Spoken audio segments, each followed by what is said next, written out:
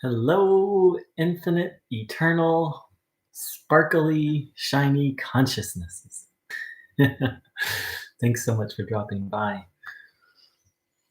Um, so, I recently got a comment. Someone was disagreeing with me and not liking what I was saying, and part of what part of their comment was, "You're a book person, aren't you?" So, I'm gonna respond to that comment from the perspective of Advaita Vedanta, but first, I'm just gonna be totally transparent about the impact it had on me. It didn't really have a big impact on me, but um, yeah, I just want to be instead of hopping into the teaching, I also want to be authentic and real. So it brought up some resentment.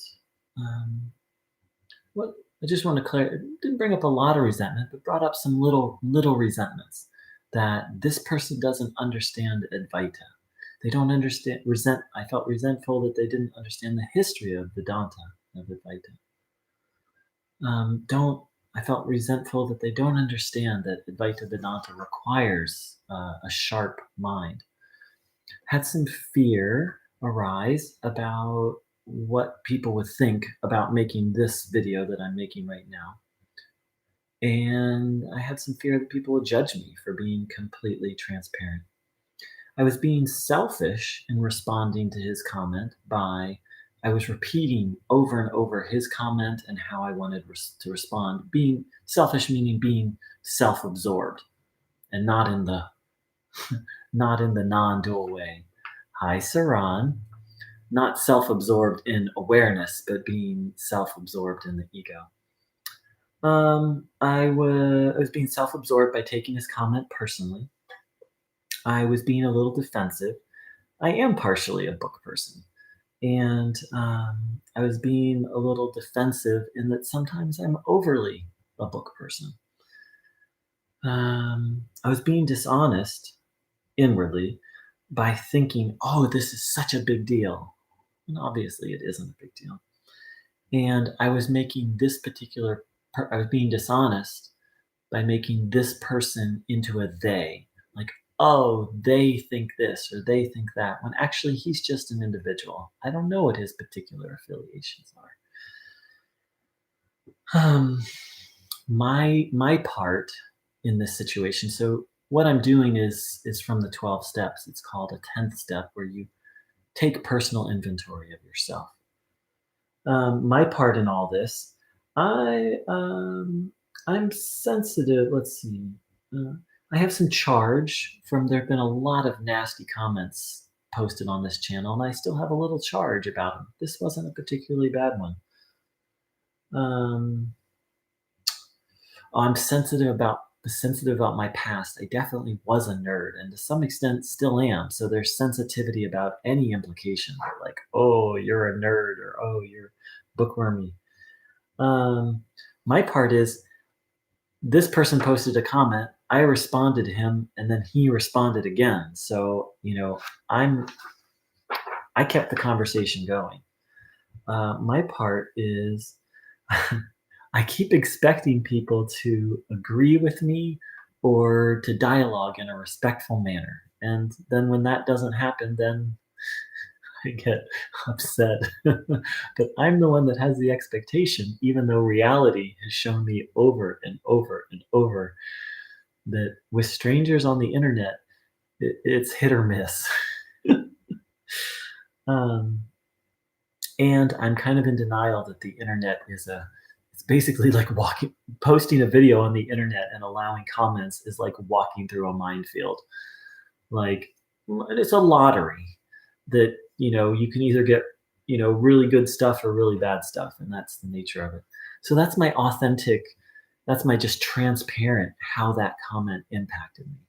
um, it also, now that I've said that, I find the comment really funny, to be honest.